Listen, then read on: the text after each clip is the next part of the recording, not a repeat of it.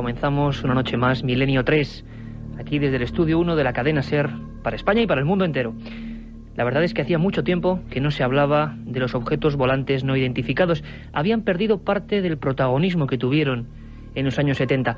Desde este mismo micrófono, desde este mismo estudio, hace 25 años, y seguro que muchos de los que trabajan en la cadena SER y muchos de los que oyen la cadena SER desde hace muchos años lo recuerdan, hubo una operación curiosa, pionera, distinta, que encabezó Antonio José Alés y su programa Medianoche. Trataban también estos asuntos. Eran los años 70. Y hizo una operación de vigilancia del cielo. Miles de personas en toda España se pusieron a otear las alturas, buscando respuestas para los llamados ovnis. ¿Qué se trataba? ¿Qué fenómeno los impulsaba? En todo caso, ¿quién podía tripularlos? Antonio José Alés y Medianoche, en aquel año 77 y año 78, consiguieron un hito sin precedentes. Todas las portadas de los periódicos hablaban de alerta ovni sobre España, un término que ya es imposible de dividir de aquel programa magnífico. Milenio 3, en parte, al estar en estos micrófonos, es hijo de aquellos magníficos profesionales, y vamos a intentar, en la medida que podamos, devolver el rigor a estas temáticas. Ocurrió hace muy poco, como decía en esta introducción. Hacía mucho tiempo que los ovnis no volvían a la palestra informativa. Y estoy seguro que hacía muchos años que el boletín informativo de la cadena SER no hablaba en estos términos. Una alerta ovni moviliza a 2 cazas de combate estadounidenses. La Fuerza Aérea del país hizo despegar ayer 2 cazas después de la alerta sobre la presencia de un ovni encima de Washington. Después de sobrevolar la zona, los aviones no encontraron nada, según informó hoy un portavoz militar. Por otro lado, el Washington Post publica las declaraciones de un testigo que afirma haber presenciado la persecución de los F-16 a un objeto no identificado que se desplazaba a gran velocidad. Esta era la noticia. Y hoy, Milenio 3, este equipo, Katia Rocha, Carlos Barroso, Carmen Porter y, por supuesto, Juan Carlos Ingelmo, a los mandos técnicos, vamos a intentar saber qué ocurrió ese 27 de julio. Decían las crónicas y decían los primeros investigadores que hasta dentro de 20 años, ni más ni menos, probablemente, no sabremos de verdad qué pasó ese 27 de julio. Esta noticia se daba exactamente hace 7 días, justo ahora, a las 10 de la noche prácticamente, y se hablaba de 2 F-16 que sobre la vertical de Washington salían persiguiendo un eco desconocido, un objeto volante no identificado. No sabemos realmente qué ocurrió. La información evidentemente es parcial y un tanto sesgada. Algunos comandantes de la USAF hablaban de que el gran misterio era precisamente que cuando los 2 cazas aprovisionados de misiles surgieron hacia las alturas, aquello se desvaneció, aquello se esfumó. Los escépticos, que siempre los va a haber, es evidente y está claro, decían que, pues una falsa alarma. Sin embargo, ¿saben ustedes que desde el 11 de septiembre ha habido 21.000 alarmas aéreas? 21.000 testimonios de personas que han dicho que algo extraño sobrevolaba o bien Nueva York, o bien Chicago, o bien Washington. Ninguna de esas 21.000 llamadas o denuncias, ni una sola, ha provocado, primero, que los radares militares, muy sofisticados, reflejen el llamado eco ovni. Y, por supuesto, ninguna de ellas ha motivado la salida de 2 cazas provistos de misiles, 2 F-16 con pilotos absolutamente experimentados. Llegaron hasta un punto del cielo y aquello desapareció. Y no es la única vez que ha ocurrido a lo largo de la historia. Hoy profundizaremos en todo este magnífico y atrayente asunto. Y sin duda alguna, si alguien tenía noticia fresca en su faltriquera, ese era Javier del Pino. El corresponsal de la cadena SER en Washington, en Estados Unidos, nos informaba rápidamente de todo lo que estaba pasando. Ni más ni menos que el The Washington Post reflejaba en su portada la alarma ovni. El titular del Washington Post era, desde luego, muy poco habitual para un periódico enamorado de la política. 2 F-16 persiguen a un aparato desconocido, decía. Evitaban la palabra ovni en la información y en todo momento solo citaban ese término cuando entrecomillaban frases de las personas que presenciaron la persecución. Un tal Rennie Rogers de Waldorf cuenta que escuchó ruido de aviones de madrugada cerca de su casa en torno a la 1, salió y vio algo más que aviones. Dice: era un objeto, como de luz azul, que viajaba a una velocidad impresionante. Los cazas de la Fuerza Aérea, contaba Rogers, estaban justo detrás persiguiéndolo, pero no conseguían alcanzarlo. Llamé a casa de mi vecino y le dije: creo que esos aviones están persiguiendo a un ovni. El Pentágono nunca hace comentarios sobre información relacionada con objetos voladores no identificados. En este caso, confirmaron que los cazas fueron enviados efectivamente para analizar la posible presencia de un aparato registrado en los radares militares, pero aseguran que quizá fue una falsa alarma, posiblemente un error en esos radares. Un portavoz ha dicho que en realidad los pilotos persiguieron algo, pero no sabían lo que era porque ese algo desapareció. Los cazas del ejército de Estados Unidos están siempre preparados para despegar de la base de Andrews como medida de prevención desde los atentados del 11 de septiembre. Esta ha sido la primera vez que esos cazas han perseguido un aparato detectado en los radares. Una circunferencia de 1 metro. Me llegó a cegar los ojos y quedé casi inconsciente. Sobre el fenómeno ovni no existe término medio, o crees o no crees. En ambos casos el libro Encuentros de Iker Jiménez resulta apasionante. Encuentros, la obra más completa sobre ovnis en España, desvela más de 300 casos y casi 400 fotografías. Y además incluye un CD con 80 minutos de reveladores testimonios. Encuentros de Iker Jiménez, publicado por editorial EDAF. Una misteriosa luminaria azul sobre la vertical de Washington. ¿Qué sería? ¿Qué dejaría de ser?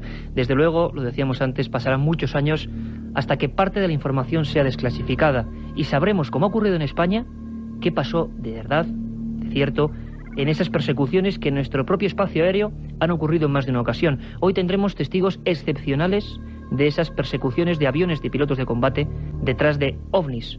Y aquí llamamos a los ovnis objetos volantes no identificados. En Milenio 3 no ponemos ningún otro adjetivo, no sabemos qué son, pero desde luego parece que están ahí.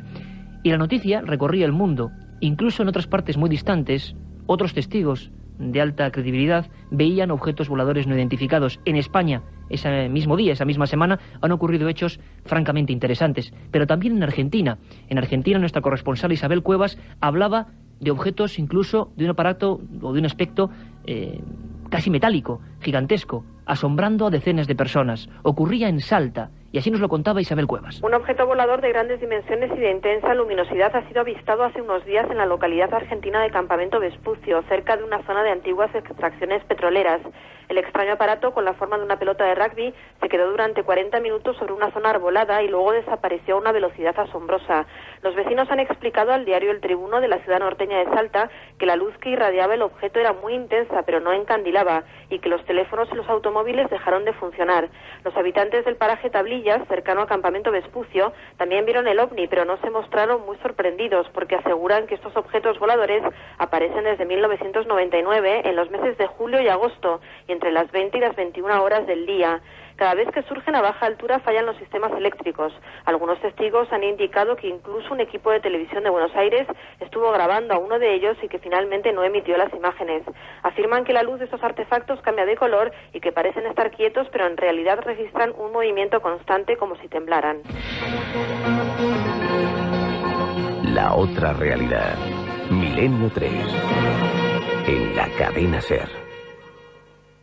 Oiga, por favor, ¿el realizador del spot de Bacardi 5? Sí, soy yo, a queda bien, le gusta, ¿eh? Sí, lo hemos estado visionando, está bien. Dice usted Bacardi 5, dice usted que es un ron oscuro, que es distinto al normal. Queda muy bien, yo creo. Dice lo de añejado al menos durante 5 años en barrica de roble americano. A punto, está bien. Vamos de la cámara arriba, muy está bonito. Muy bien. Ahora una sola cosa, que en vez de salir la botella de Bacardi 5, sacaste una lata de tomate. Pero es que mi mujer tiene un supermercado y digo, pues aquí le damos salida. Ya, pues es que no es lo mismo, ¿eh? Pero iluminado bien, ¿no? Sí, no, la iluminación está correcta. Eso es lo importante. Bacardi 5. El ron añejo que no te esperabas. La otra realidad. Fenómenos extraños. Misterios sin resolver. Milenio 3. En la SER. Los misteriosos ovnis hoy sobrevuelan la cadena SER y han sobrevolado, como han podido escuchar, diversas partes del mundo. Nuestro país, desde luego, no iba a ser menos. La verdad es que han ocurrido cosas realmente curiosas, porque los testigos hablan de fenómenos muy distintos, y esa es una de las características propias del fenómeno ovni, que parece que se deforma o varía según sea el lugar, el nivel cultural, las personas que lo vean. Estos fenómenos, aunque hablaremos largo y tendido en muchos programas de Milenio 3, se han producido desde el inicio de los tiempos. Tenemos constancia, desde luego en España, de que ha habido avistamientos por lo menos desde el siglo XIX, avistamientos que motivaron investigaciones oficiales, y por supuesto en el siglo XX 2.500 expedientes, 2.500 folios, se dice pronto, de información archivada en el cuartel general del Ejército del Aire. Informes de los que también un día hablaremos y de los que no sabemos si nos han contado toda la verdad o no. Lo que ocurre es que 25 años después, desde la última gran oleada de avistamientos, parece que los ovnis no quieren ser olvidados. En España han ocurrido cosas realmente curiosas, pero hablábamos de scrambles, hablábamos de cazas que son activados desde bases aéreas persiguiendo estos objetos. Evidentemente, esto solo ocurre cuando un ovni ha dejado su impronta en el radar. Los radares, evidentemente, ni alucinan ni tienen visiones. Es que un objeto metálico está violando el espacio aéreo. Y en España ha habido este tipo de casos, aunque parezca increíble. Ahora, después de esta introducción, vamos a hablar con uno de los más prestigiosos testigos, director del aeropuerto de Valencia, que pudo asistir a una de estas maniobras.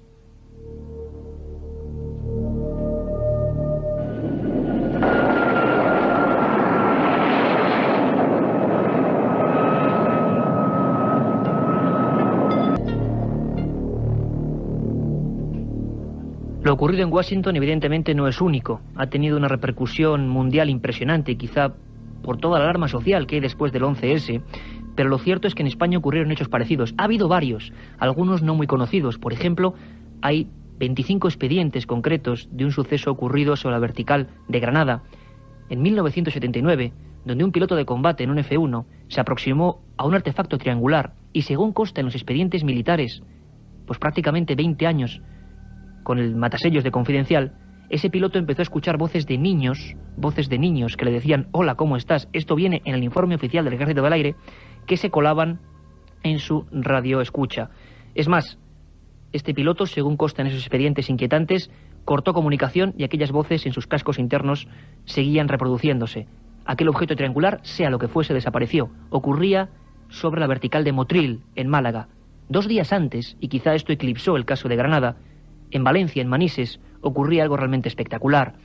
Un avión de pasajeros, con 160 pasajeros, de la compañía TAE, era obligado a aterrizar de emergencia. Hablaremos muy profundamente de este caso, pero desde luego lo más importante es que aquella noche no solo personas civiles vieron ovnis, sino auténticos especialistas en diversas ramas de la aeronáutica pudieron seguir con sus propios ojos la evolución de aquellos artefactos. Artefactos que violentamente persiguieron al avión y obligaron a hacerle aterrizar. Esa misma noche, desde la base aérea de Los Llanos en Albacete, un Mirage F-1 salía en busca de aquellas luces. Testigo de todo ello era nuestro siguiente invitado. Miguel Morlán, ingeniero aeronáutico y director del aeropuerto de Manises, Valencia, en 1979. Testigo ovni.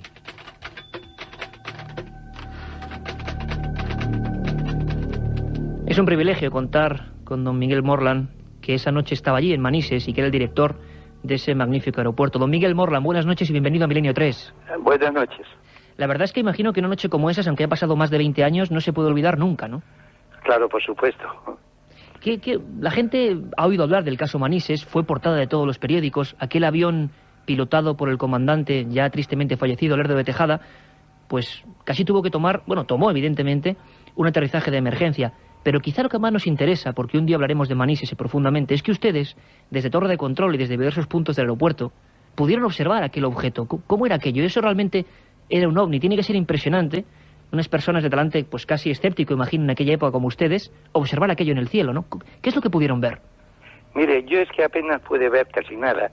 Yo estaba cenando y precisamente estábamos comentando, allí en el aeropuerto, estábamos comentando un caso que habíamos tenido un poquito antes, unos días antes.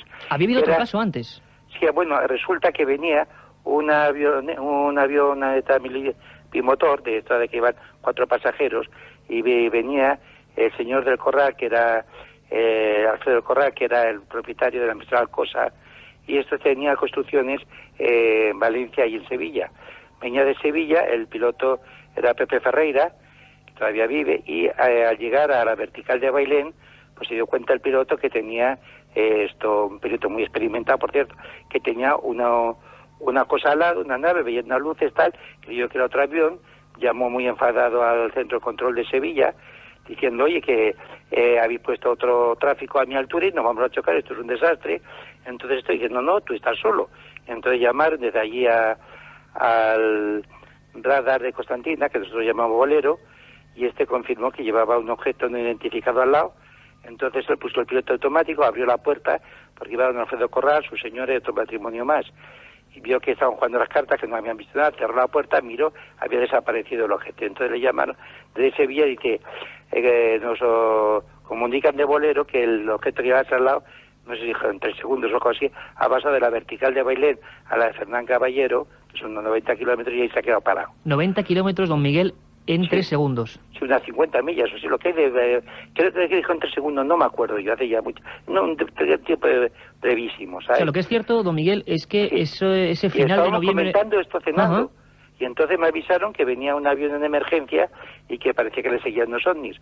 Yo bajé inmediatamente a la oficina de tráfico y luego salí a pista en el momento que estaba ya aterrizando el avión. Vinieron allí a la oficina de tráfico, Suazo y... bueno, Dedo de Tejada y Suazo, que eran los pilotos, y una azafata, que luego venían pálidos, y yo sí vi una luz tal, pero yo me tuve que ir enseguida, porque resulta que el único que sabía hablar alemán en aquel momento en el aeropuerto era yo, los pasajeros eran austríacos, y claro, me tuve, Iberia dijo que no era el vuelo suyo, no quería saber nada, y entonces yo tuve que hablar con ellos para tranquilizarlos y tal, llevarlos al hotel Azafata enfrente, y entonces todos dijeron que venían durmiendo menos, y que despertaron, claro, porque no sé si metió reversa o lo que fuera, pero pegó un tirón del avión antes de aterrizar. Y solo había 2 chicas, que tenían unos 20 años o así, que me dijeron que sí, que ya se habían visto las luces y todo por la ventanilla. O sea, que aquel noviembre del 79, evidentemente, no sabíamos que había un caso previo, fue realmente pues inquietante y realmente movido.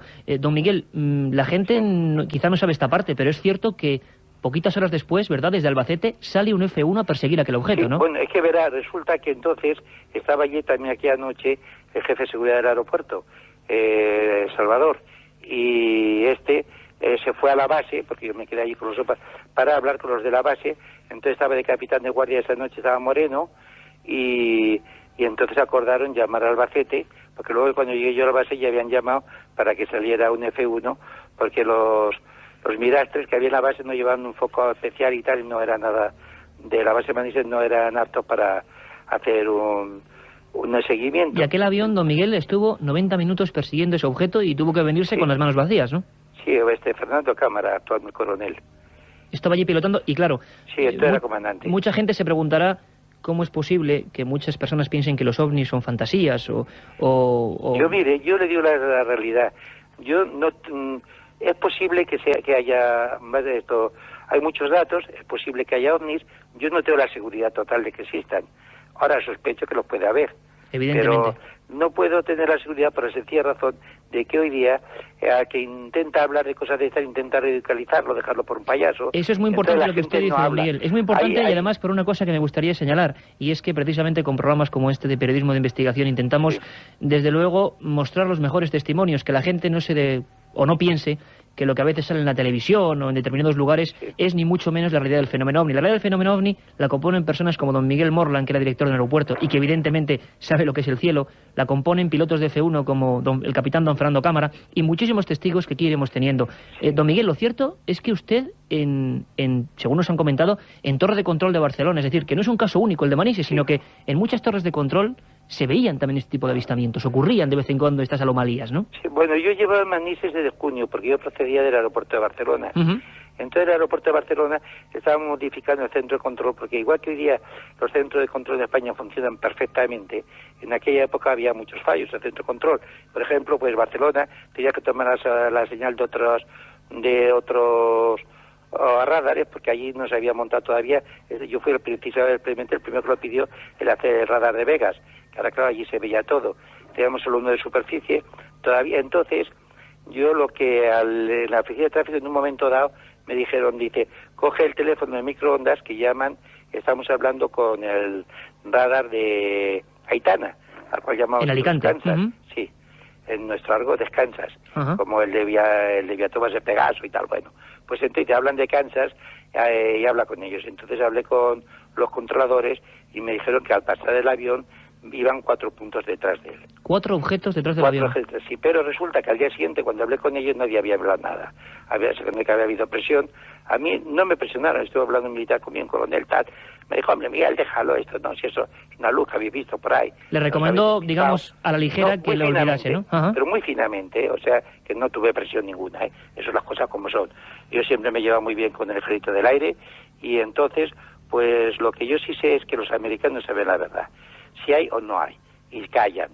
Y también los rusos probablemente lo saben. Lo que pasa es que yo estuve en Moscú el año 82, intenté hablar con ellos, pero cuando me dieron esto, que sí que hay una reunión para hablar de los ovnis, pues ya se me acababa el tiempo de estar allí, me tuve que venir y ya no volví. O sea, ya Entonces, pues cambié yo de destino y ya pues lo dejé estar.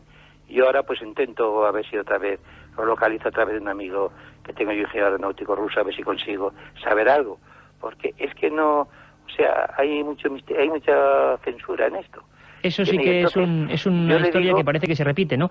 Al menos la recomendación de que no se hagan públicos muchos informes, y por eso quizá la gran parte de la opinión pública no conoce los casos realmente rotundos, como el de Manises o como otros que hay por ahí, ¿no? Mire, yo lo que sé es que también en esto de cada 100 cosas, 99 se demuestran enseguida. Serían explicables, claro. Sí, un día o pocos días después nos llamaron varios por teléfono, claro, había una historia que pasaba una nave en forma de delta por encima de Valencia. Y eran 3 cazas que digamos que acaban de pasar en formación de triángulo. De noche, claro, vieron las luces y creyeron que los 3 cazas eran las 3 puntas de la delta. O sea, pues hay muchas veces que globos meteorológicos anochecido, está oscureciendo en un sitio, yo los he visto, ¿sabes?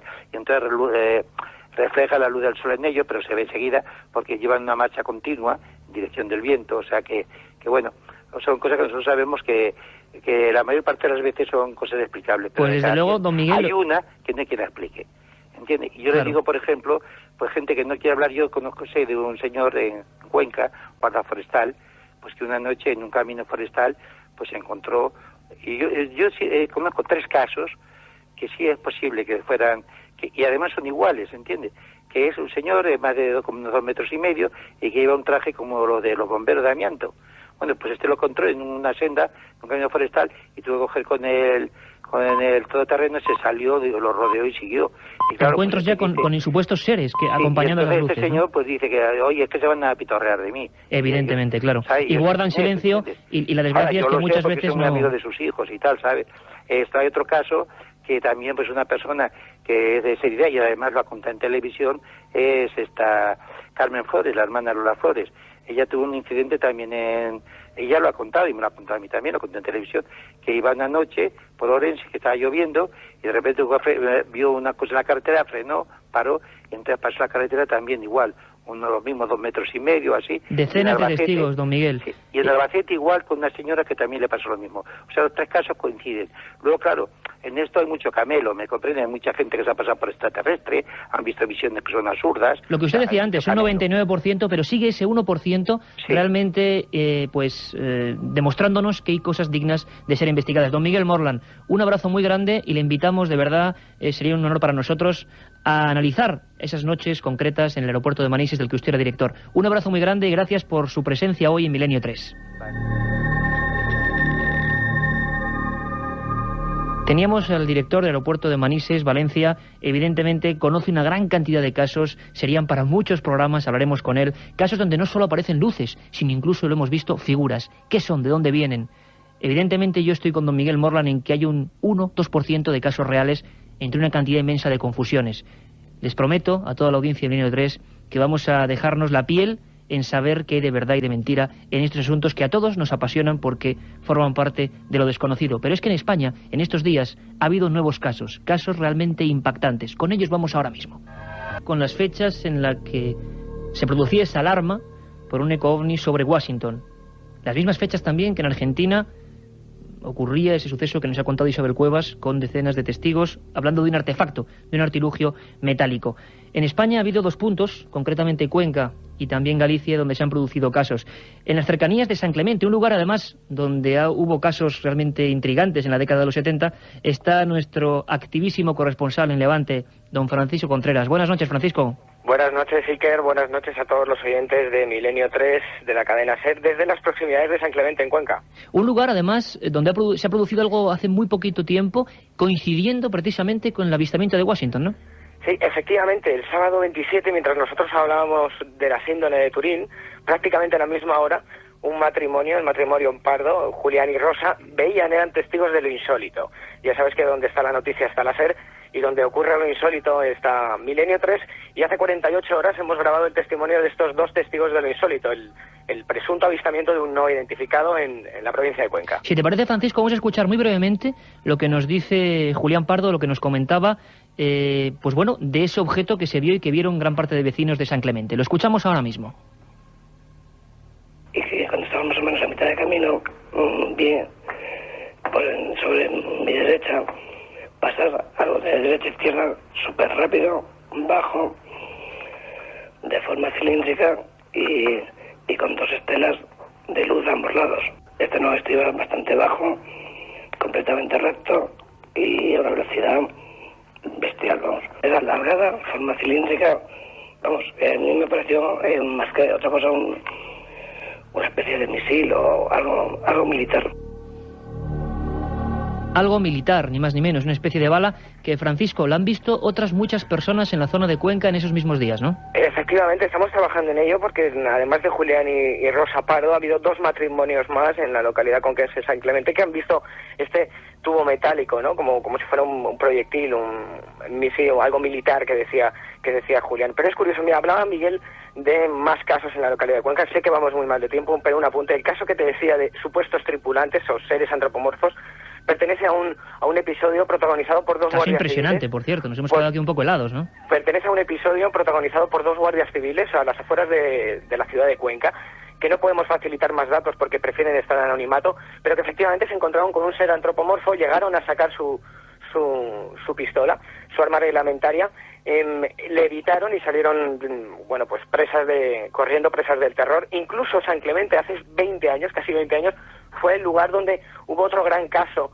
relacionado con los no identificados y supuestos aterrizajes. Ocurría el 24 de mayo del 74, cerca de las 11:30 de la mañana, y su protagonista era el fallecido Demetrio Carrascosa Martínez, apodado El Coleta, que veía el cuasi aterrizaje de una nave, de un maquinario de color verde oscuro como el de la Guardia Civil. Que en este caso, Francisco, incluso dejó huellas en el terreno investigadas por la Guardia Civil. Efectivamente, dejó una huella de casi 2 metros, que fue, bueno, parte de una muestra de ese terreno fue analizado por el laboratorio químico ubicado en Alicante, en Dasa, y el informe, tras el análisis que hizo el doctor Fernando Serna, determinó que el producto no emitía radiaciones y que la transformación de la Tierra había sido producida porque había estado aplicada a una temperatura superior a los 2.000 o 3.000 grados centígrados. No sabemos qué era aquel artefacto, no sabemos qué naturaleza tenía, pero de lo que no cabe duda es que manejaba una tecnología, entre comillas, imposible. Francisco Contreras, corresponsal de Milenio 3, te has pateado la zona que está colindante a tu área, digamos, como corresponsal de este programa, y has intentado seguir la senda de nuevos testimonios. ¿Se han producido más testimonios en esos días 26, 27 de julio?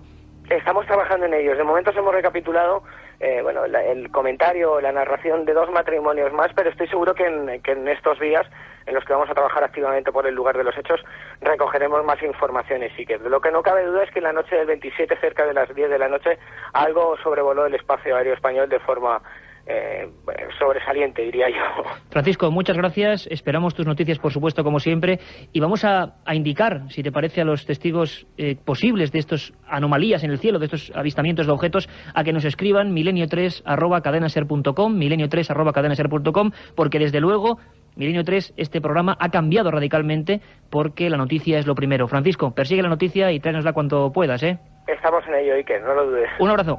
Otro.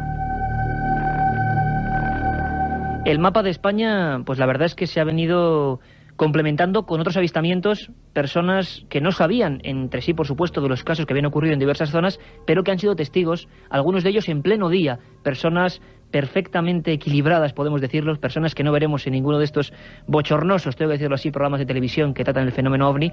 Y como decíamos antes, Milenio 3 se siente muy identificada, por ejemplo, con lo que se hacía en los años 70 en esta misma cadena, o cómo la prensa trataba estos temas. Somos periodistas de sucesos e intentamos contar los hechos. No nos gustan ninguna chabacanería y ningún espectáculo. Tenemos en Galicia a nuestro corresponsal en esa zona, a Marcelino Requejo, un fantástico investigador del fenómeno OVNI, que ha recopilado también interesantísimos casos en las mismas fechas, creo que un poquito antes. Marcelino, buenas noches, bienvenido a Milenio 3. Hola, buenas noches. Marcelino, parece ser que el día 26 de julio, es decir, horas antes del caso de Washington y del caso ocurrido en San Clemente, Cuenca, hubo otros también en Málaga, en pleno día, varias personas observan algo realmente anómalo, ¿no?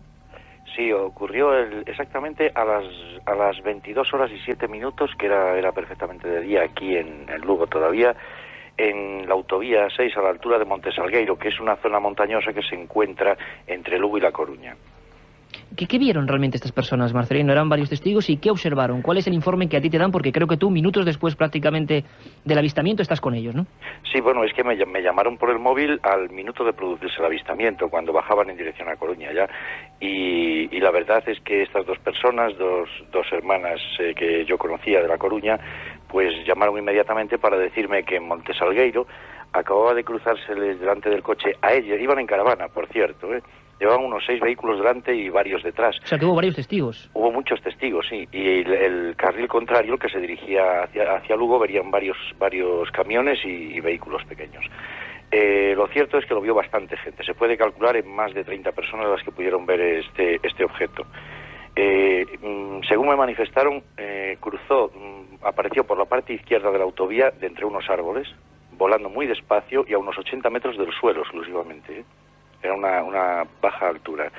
Era un disco, según manifiestan, del tamaño aparente de la luna, de color rojo intenso, con algún tono ligeramente anaranjado, y según se acercó y se puso justamente encima de la autovía, se detuvo, quedó detenido durante unos segundos, y entonces ascendió muy rápidamente en vertical hacia la única nube que había en el cielo, y se quedó en ella.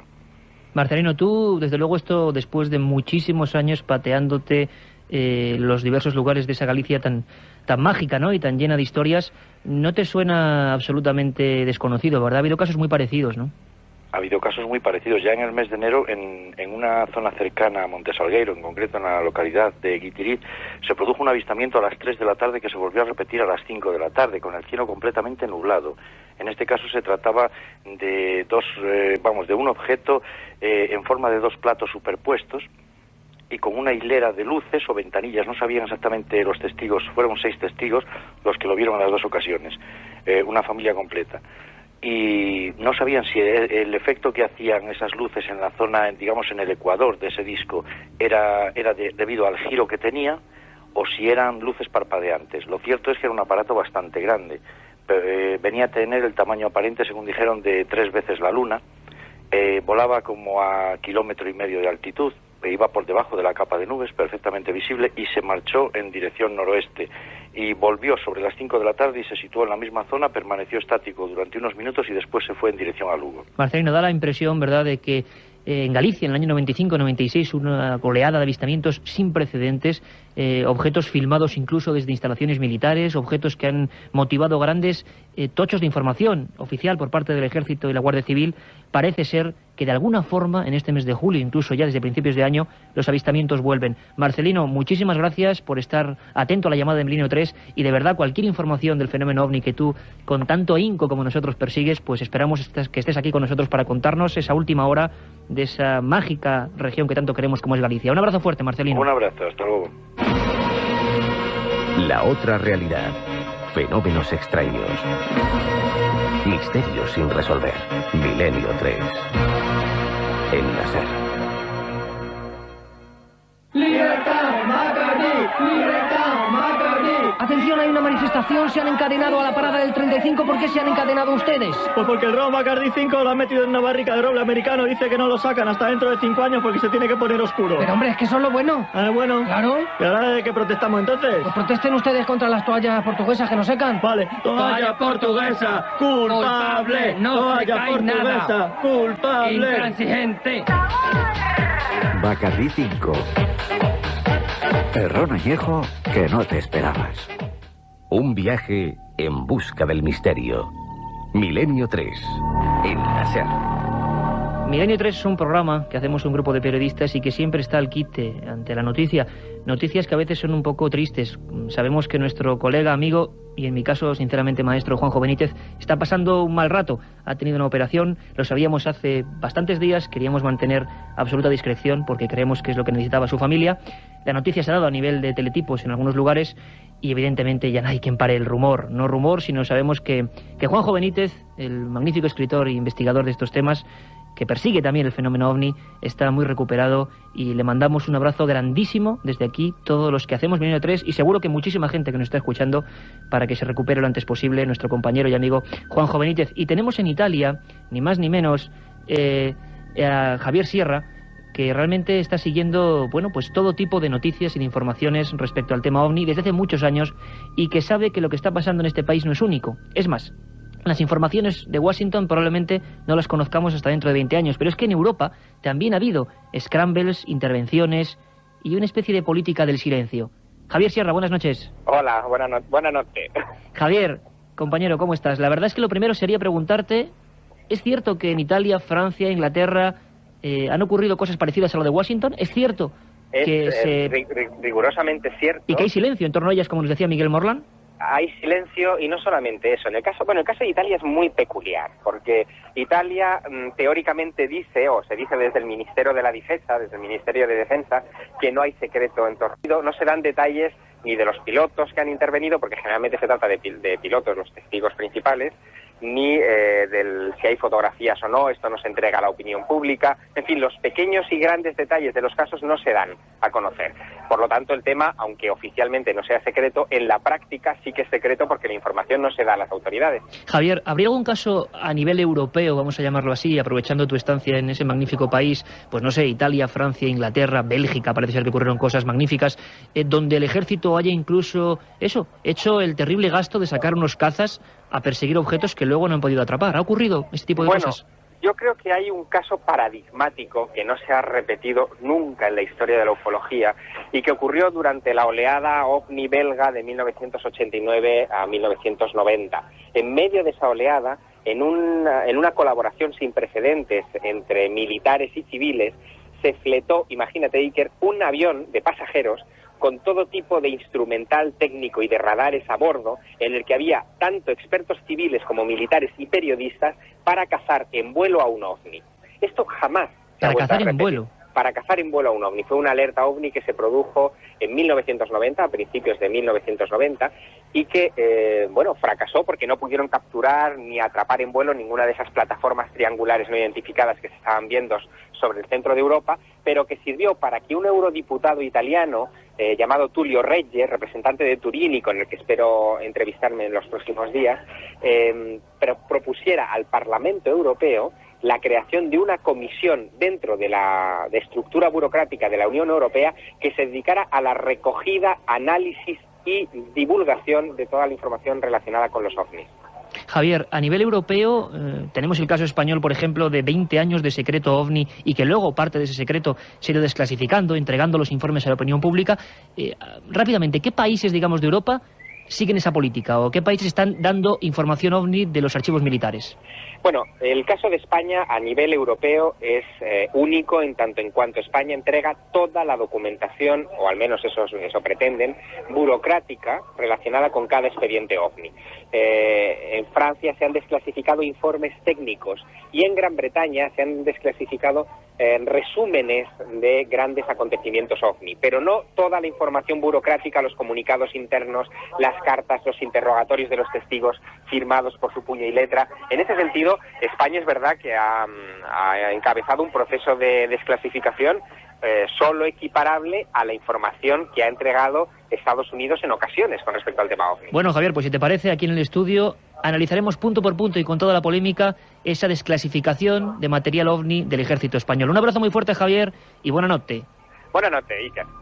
América, donde se ha dado un auténtico baño de multitudes, especialmente en Guatemala y en México. El Papa acudió a estos países para canonizar al misionero canario Pedro de Betancur y al indio Juan Diego. El pontífice ha aprovechado además su estancia en México para beatificar a los mártires oaxaqueños Juan Bautista y Jacinto de los Ángeles, que murieron por denunciar ritos paganos en sus comunidades. Nos iremos de inmediato a México para saber especialmente cómo transcurrió la ceremonia de canonización del ahora San Juan Diego, figura polémica de cuya existencia dudan no pocos dentro de la misma iglesia. Antes, como siempre, Carmen Porter avanza otras noticias en titulares.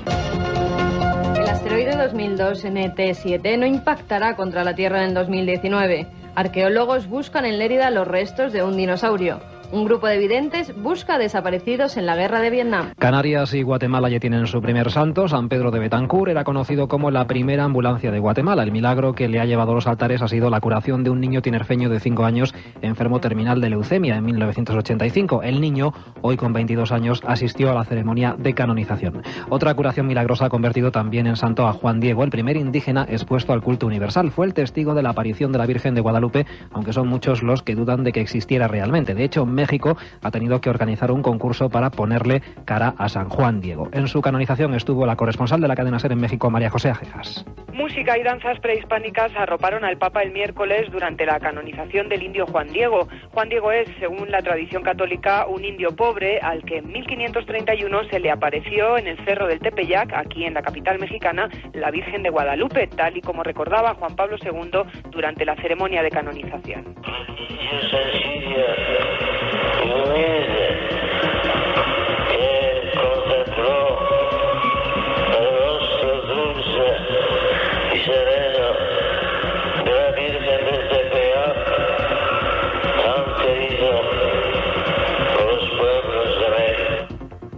Virgen se le apareció a Juan Diego 4 veces pidiéndole que la Iglesia construyera para ella un santuario. El obispo de entonces, Juan de Zumárraga, no le hizo caso hasta que, tras la última de las apariciones, Juan Diego acudió a él con un retrato de la Virgen que ésta había estampado milagrosamente en sus ropas y que es la imagen que actualmente se venera en la Basílica de Guadalupe. Hay estudios que demuestran que la pintura es una obra hecha por manos humanas, pero esto poco les importa a los mexicanos, mayoritariamente devotos de la llamada emperatriz de América.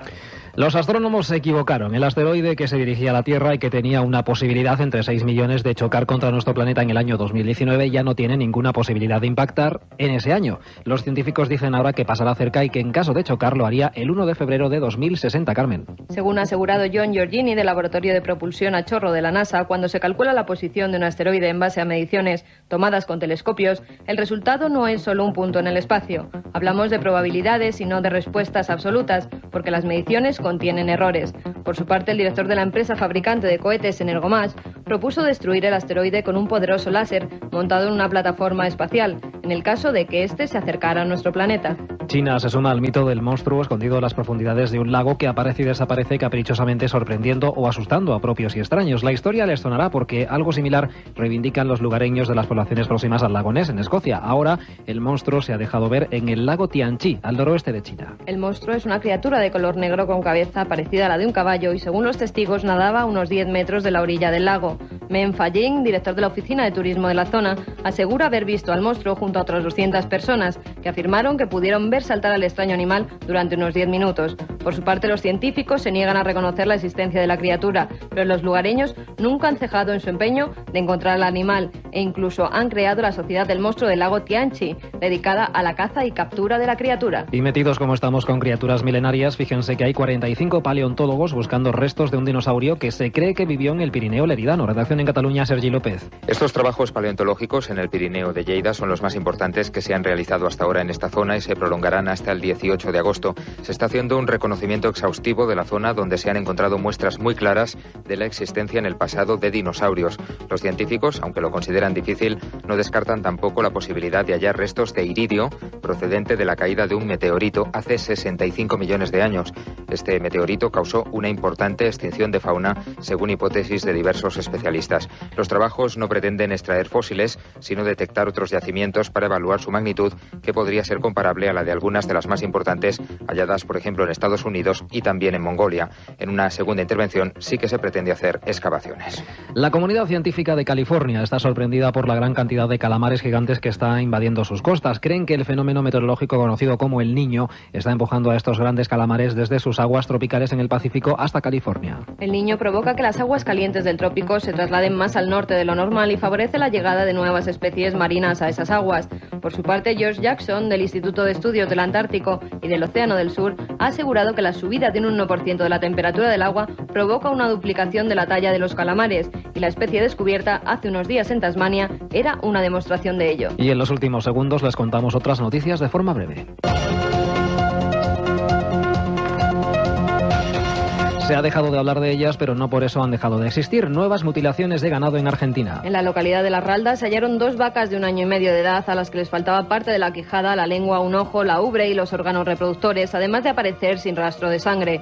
Varios vecinos de la zona afirman haber observado la noche en que se produjeron las mutilaciones de extrañas luces moverse sobre las montañas, donde posteriormente fueron halladas las reses. Y en Vietnam, la profesión más solicitada en estos momentos es la de vidente. Miles de personas reclaman sus servicios para buscar a familiares desaparecidos en la guerra. La Oficina de Búsqueda de Sepulcros ofrece los servicios de personas con supuestos poderes sobrenaturales para localizar a los desaparecidos en combate. Los 3 videntes dibujan hasta 20 mapas al día y aseguran que han tenido éxito en un 70% de las predicciones. Lo cierto es que cientos de vietnamitas hacen cola cada día para intentar encontrar los restos de sus familiares fallecidos en la guerra de Vietnam. Pues aquí ponemos hoy el punto y final, pero volveremos el próximo sábado porque el informativo de Milenio 3 no cierra por vacaciones.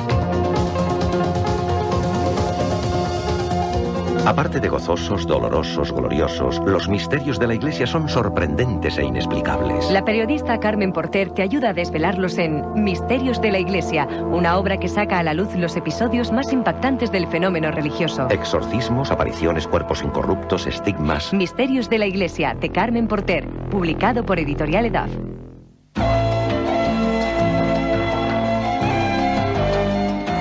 Y con nuestra particular sintonía de despedida vamos enlazando la recta final. Hoy Milenio 3, esto evidentemente eran las noticias, lo mejor de esta semana, el reportaje informativo de cada 7 días de Carlos Barroso y Carmen Porter. Evidentemente estas noticias pueden ser parte de un programa. Esto ha ocurrido la semana pasada. Fue noticia, fue un pequeño breve y fijaros en que se ha convertido en una auténtica alarma ovni.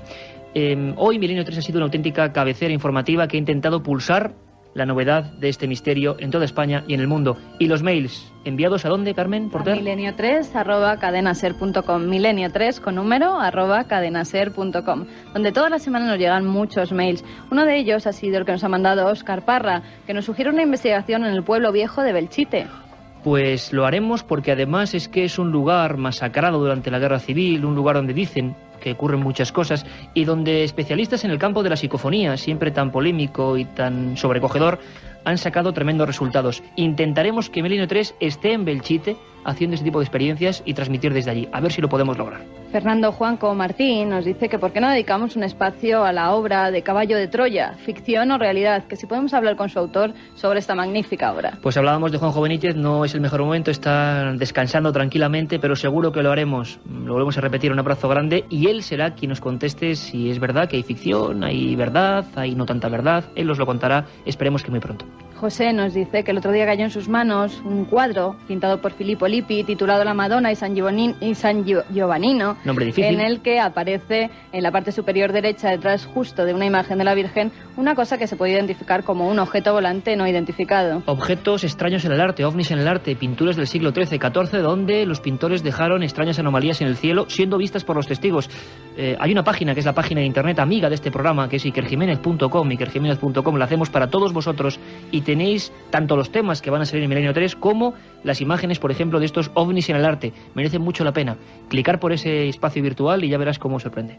Círculos en las cosechas vuelven a estar de moda como cada verano, ¿verdad, Iker? Pues siempre están de moda y para mí, mi impresión personal es que hay mucho de fraude, como antes hablábamos del fenómeno ovni con Miguel Morland, y quizá un 1%, muy en los años 80, cuando todo esto empezó a ser curioso. Haremos un programa y la verdad es que parece que también se ha convertido en parte de instrumento turístico. Y nos vamos hasta Marte. Michel de Montagne nos dice que si podemos tratar de los misterios de Marte en uno de nuestros programas. Mi frase preferida, lo haremos. Katia Rocha.